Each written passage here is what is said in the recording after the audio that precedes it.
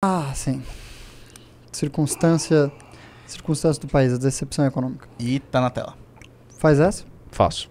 Lula tem déficit quase igual ao da Covid, mesmo sem pandemia. A chance do déficit nominal ultrapassar os registrados na pandemia é grande. Gastos com o Rio Grande do Sul piora a trajetória das contas. Baixa.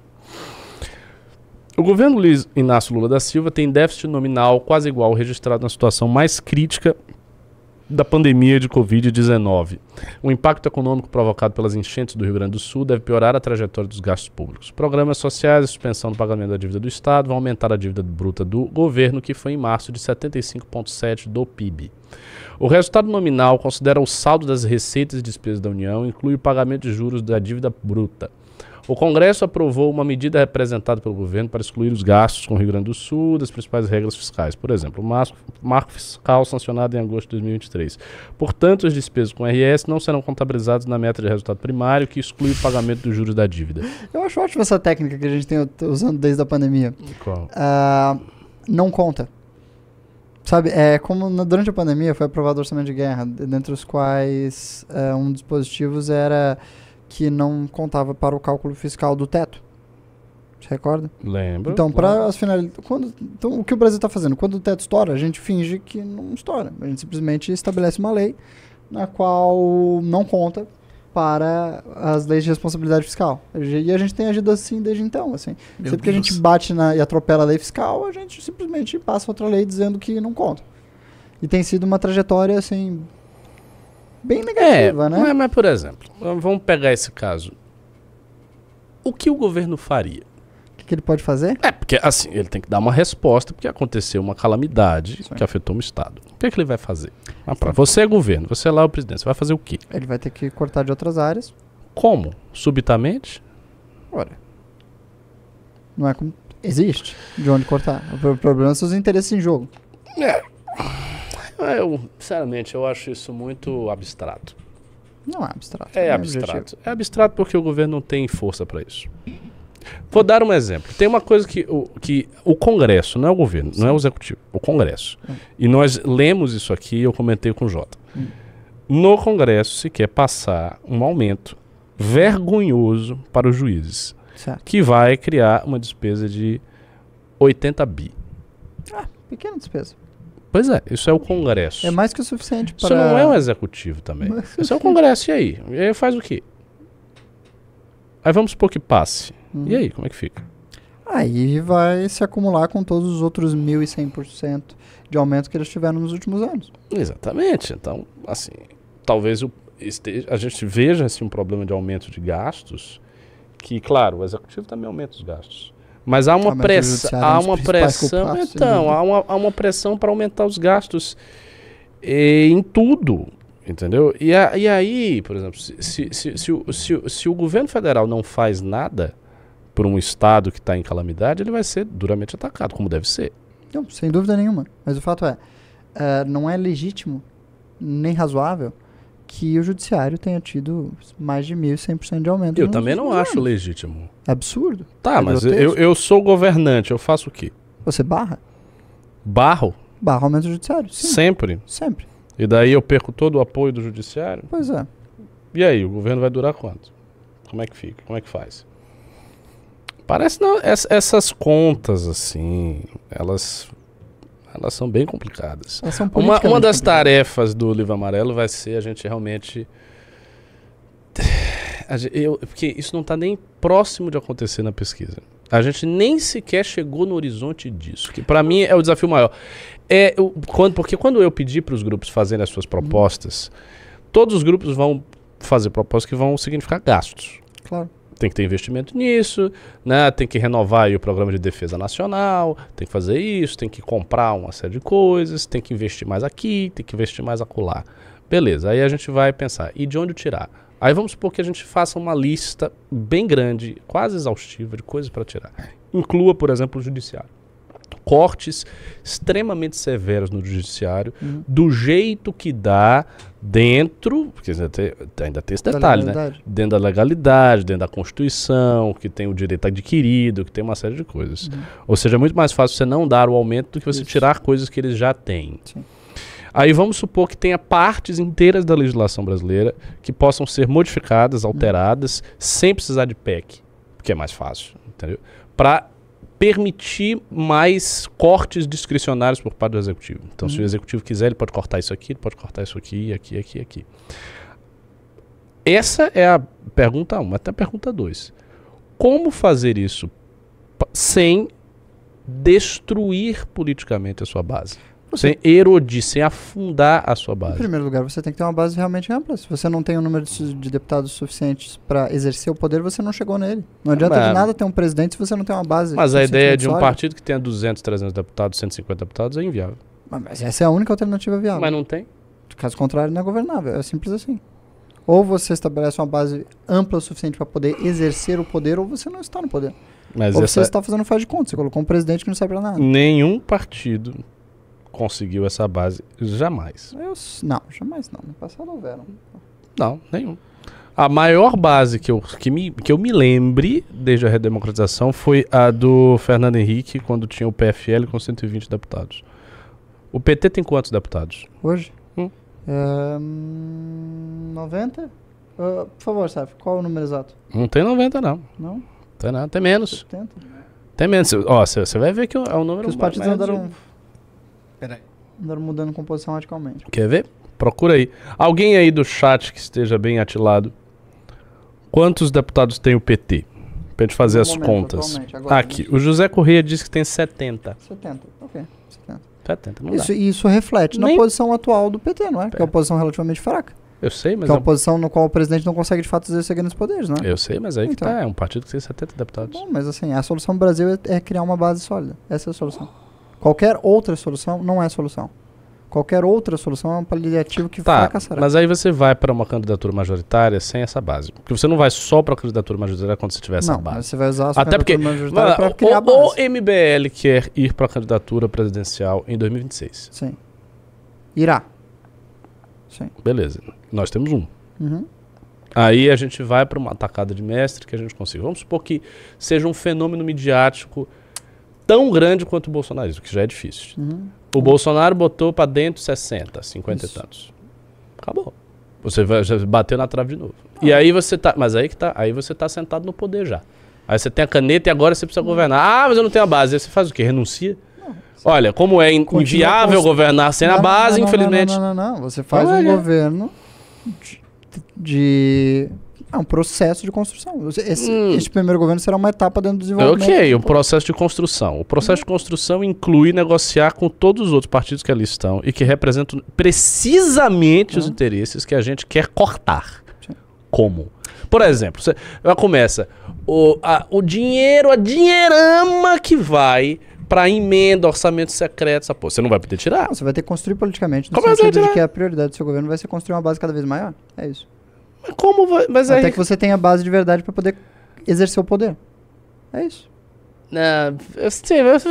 Você tá falando, mas parece muito mais simples você dizendo do que eu visualizando. É que como a prioridade vai ser? Pode funcionar. Qualquer outra solução é um paliativo. Mas isso não é uma solução. É a única solução. Não é uma solução, Vamos lá. Aí você assumiu o governo. A gente teve um atacado, o Danilo resolveu ser meu candidato, as pessoas amaram o Danilo, ele encarnou ali a maior genialidade do mundo e foi, pai, vai. E nós saltamos de 1 para 60 deputados. Missão, aquela coisa extraordinária. Senta lá. Não tem base suficiente, porque é quase 10% só do... Muito pouco. Aí você começa... Beleza. Aí você começa a negociar. Aí, o que vai garantir para você, digamos assim, dobrar de 60 para 120, é você fazer um governo extraordinariamente bom, de maneira que você vá, de maneira que você vá para 2030 alavancando uma quantidade de deputados muito grandes. Ou você vai ter que fundir outros partidos. Você vai ter que pegar mastodontes partidários e fundir dentro do seu próprio partido, no nosso caso que nós somos um partido ideológico, com uma tarefa dificílima, que é juntar um monte de deputados com práticas que não são nossas, para que essas pessoas tenham as nossas práticas. É um Por paradoxo. que eles vão fazer isto? Essa é a primeira coisa. A segunda coisa, aí você tem que governar. Sim. O governo tem que dar certo. Por quê? Porque você está vindo de uma movimentação que você construiu que se baseia na esperança de um eleitorado difuso. Sim. O governo tem que dar certo. Para o governo dar certo, você tem que ter grana para investir. Tá tudo travado. Aí você vai tentar tirar das partes que são injustas. Vamos cortar aqui salário de deputado. Não pode, porque você só corta o salário de deputado, todos os deputados ficam com raiva de você. Vamos cortar emendas, não dá, porque também eles ficam com raiva de você, então eles tentam lhe derrubar. O que vamos fazer? Vamos tirar do judiciário. Mas tirar do judiciário, aí é um problema. Porque aí o STF volta contra você, trava seu governo, começa a legislar e começa a tentar lhe perseguir. Aí fica difícil. Mas aí tem evasão fiscal. Mas aí mexe com os empresários. Mas também tem um problema. Os bancos. Aí vem todos os bancos que são absolutamente bilionários, que estes sim têm controle sobre a imprensa brasileira. Aí você dá uma truncada nos bancos. Aí os bancos todos se revoltam, jogam toda a imprensa brasileira contra você. Globo, Folha de São Paulo, Estadão, a porra toda. E você fica lá, pau, tomando uma surra muito mais forte do que Bolsonaro já tomou na vida dele. Aí não dá pra mexer nos bancos. Então, você mexe aonde? Você mexe nas coisas que não são essencialmente econômicas. Você consegue fazer muito, por exemplo, pela segurança pública com menos recursos.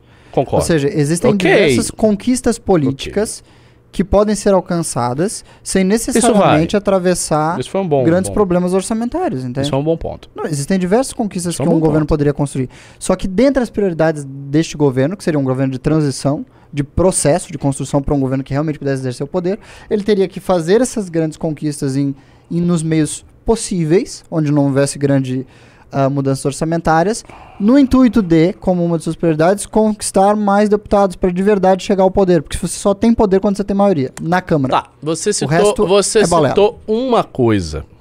Beleza, você citou uma coisa. Não, você citou uma coisa, que é a questão da segurança pública e o fato de que você consegue, por exemplo, aplicar medidas muito mais duras, sem que o gasto seja estrondosamente grande. Sim. Eu acho, até porque a gente ainda não examinou isso a fundo a ponto de ter a certeza que é o que a gente quer no Livro Amarelo. A gente quer saber das coisas com bastante exatidão. Inclusive, quando o Livro Amarelo estiver mais adiantado, eu mesmo vou ficar estudando o Livro Amarelo, porque eu vou trazer as opiniões embasadas no livro. Vou até trazer exemplares do livro aqui. Tá aqui, tem esse dado aqui. Isso vai ser legal fazer na live aqui. Beleza, segurança. Vamos supor que você consiga alguma coisa de segurança. Tá. E o resto? Bem, eu acho que no plano internacional é possível fazer grandes gestos e reposicionar o Brasil de modo que haja uma imagem mais positiva, tanto estrangeira quanto do próprio país, em termos de orgulho. A imagem do Brasil... Você pode trabalhar muito por ela sem grandes gastos orçamentários. No auge... Vamos lá. No auge do governo PT, sim, que foram os mandatos do Lula anteriores a esse mandato que tá uma bosta, um mandato medíocre, né? Se você é petista, não sei se tem petista, mas petista tem que admitir, o mandato tá medíocre. Mas quando, tá ruim. Mas quando o Lula teve os 2 mandatos iniciais dele, não era ruim e não era medíocre. E a imagem pública do Brasil no cenário internacional era ótima. Era ótima. O Brasil era visto como um país, assim... Era um país respeitado por muita gente. O Brasil conseguiu fazer naquela época um diálogo que funcionava ao mesmo tempo com a Europa Ocidental e os Estados Unidos, a gente sabe disso, e com os países não alinhados, digamos assim, em vários países socialistas, do sul global e tal. O Lula, ele tinha trânsito com um monte de gente. A gente tinha tudo isso. E, no entanto, isso não serviu para... o PT ter 200 deputados. E não é que o PT não quisesse. Se fosse do PT, teria todos os deputados. Peraí. O PT foi muito bem para a primeira eleição da Dilma. Foi, mas ele não fez 200 deputados. Não fez 200 deputados. No auge, mas o nosso sistema partidário não permitia. E permite hoje. Não, mas permitirá no futuro, eu imagino. A minha leitura é de que o sistema partidário vai cada vez mais se enrijecer. Porque eu entendi. Você acha que como terão menos partidos, os partidos eles são muito grandes, mas esse muito grande também, ele é assim. Tem que... Você já sabe qual é o argumento que eu vou dizer, né? Se você tem um bolo que é dividido em 30, beleza, são vários pedaços que você tem que ali negociar. Mas se você tem um bolo que é dividido em 5, a depender do tamanho dos pedaços, dificulta do mesmo jeito. Sem falar que, assim, Dificulta do mesmo jeito. menor unidade ideológica. Obviamente, o Partido Republicano é muito mais diverso do que um partido pequeno brasileiro. Evidente, Porque evidente. você conta com muitos Muito. representantes de muitas minorias, de muitos muito. grupos e setores de interesse. Sem dúvida. Mas construir esses mecanismos e esses sistemas de unificação de pauta é o nosso trabalho. Esta é a nossa função. Nós estamos aqui para desenvolver um trabalho muito longínquo de alcançar o poder por vias democráticas e consolidar um poder que possa de fato ser exercido. É isso que a gente faz da vida. Já faz 10 Eu anos. sei que a gente faz, mas eu não tô visualizando. Você não está visualizando? Não Está visualizo. crescendo, velho. Ué, pelo amor de Deus. Você tá falando de um crescimento que é... Talvez Que você não nunca veja ele ninguém... inteiro, um não importa. crescimento, Ian, esse é um crescimento que nunca ninguém teve. Que nunca se viu, eu nunca vi uma coisa dessas. Pega o auge, pega aí o PT, vamos falar novamente do PT, porque o PT é o partido que governou e que está governando pela 5ª vez esse Certo. país desde a democratização. Mas, assim, Sim. não é como se o PT não tivesse alcançado maioria em boa parte dos seus governos. Ele alcançou a maioria. Roubando? Nossa! Esse foi um argumento poderoso, hein? Sim, de fato. Não, eu senti alcançava com mensalão. a argumentação do Ian tremendo depois. Não teve esse negócio. A gente vai fazer isso? Não vai. O PT montou um guarda-chuva com Não vários é. outros partidos de esquerda menor que votam junto com ele. tudo mais, Exato. fazer uma composição. Então, já começa a nossa dificuldade aí. Assim, mas realmente, ele alcançou maioria de fato quando ele pagou... Roubou. Quando ele roubou e pagou mensalão pro pessoal. Foi isso. Foi esse o método pelo qual o PT obteve governabilidade quando ele de fato teve governabilidade Então. expressiva. Assim. Pois é, aí nós caímos em uma nova dificuldade. Esse segundo fascículo que a gente está trabalhando, ele é um fascículo de análise do Brasil, etc. Uma coisa que nós temos que fazer uma análise mais interna, até não sei se vai para o livro amarelo, mas tem que estar em alguma medida nas nossas discussões. É a trajetória política dos grandes partidos Sim. e como eles fizeram as coisas. O PT, como você bem disse, o PT conseguiu governabilidade roubando. Sim. De fato, assim, qualquer historiador minimamente competente vai saber isso. Então, a questão toda é, a gente não pode roubar, a gente não pode incorrer no mesmo caminho do PT. E, veja só, se a gente chega no poder em 2026, ou em 2030, ou 2034, o que seja, nós chegaremos na seguinte situação. Já existirá uma bancada de esquerda forte, porque ela tá lá e ela assim, é implausível que a bancada de esquerda no Brasil desapareça. Ah, sumiu. Não vai sumir. Por favor, não vai, isso não vai acontecer. É uma bancada de mais de 100 deputados. Você junta PT, PCdoB, esses partidos tudo aí, dá uns 100 e pouquinho a bancada de esquerda. Aí você já tem essa galera. Aí você tem uma galera fisiológica que dá o norte, o chamado centrão, de grandes partidos fisiológicos. Ou, por exemplo, o PP vai deixar de ser fisiológico? Não, é possível que ele se funda com algum outro partido E seja mais fisiológico. o vulgo políticos, sabe? Um grande partido do centro brasileiro. Aí vamos supor que o partido ele fique muito grande, ele tenha, sei lá, 130 representantes. Partido enorme. Sim. Aí você tem uma bancada de 100 e tantos de esquerda, uma bancada de 100 e tanto fisiológica. Tá acontecendo, né? Porque o PP tá para se fundir com a União. Exato. Para virar um partido de 100 e sei lá quantos deputados. Exatamente. E aí você tem esses partidos. O que você vai fazer com esses partidos? Aí você vai forçar esses partidos a tirarem privilégio de uma alta casta de poderosos, que é justamente a casta que esses partidos eles são constituídos das pessoas. Eles são constituídos desses interesses. Como vai fazer? Você não vai querer. Não vai fazer, mas é necessário porque está faltando dinheiro para a defesa. Problema seu. Mas a saúde brasileira não está legal. E daí? Temos aqui um grande programa de reconversão industrial, entendeu? Que vai exigir não sei quantos bilhões de investimento. É? Boa sorte. Sempre há composições possíveis. Se o investimento para o setor industrial for na região eleitoral de determinado deputado raiz do Centrão, ele pode vir a ter interesse, porque o progresso econômico do seu espaço às vezes lhe beneficia. Assim, existem sempre composições inteligentes a serem realizadas. Claro que elas não são, sabe, soluções verdadeiramente ótimas. São soluções paliativas sempre. Mas são soluções políticas na qual é possível ganhar espaço e campo. Eu acho tudo muito difícil? É óbvio que é difícil. complexo. Mas a única solução é fazer esse trabalho. E esse trabalho, ele passa por diversas camadas, tantas que é quase impossível calcular e projetar e imaginar. São desde composições políticas muito inteligentes a reformas políticas que não mexam em grandes grupos de interesse e consigam angariar apoio político para que exista mais poder e influência para eleger mais quadros para assim ganhar mais espaço de poder, como também sobreviver. Então, assim, são muitas etapas, mas o único caminho é fazer a disputa. É ir pro jogo, é entrar no ringue e lutar. Esse é o único caminho possível. O Nathan Drake está aqui falando. É conseguir 270 deputados de base, que nós já conseguimos essa brincadeira toda, mudar 50% do Brasil. É moleza, né? Você pega ali 270 deputados e já era. Não é dificuldade disso aí. É daqui pra ali. Só porque ninguém nunca conseguiu, não significa que seja difícil. Eu acho que as pessoas não se esforçaram muito.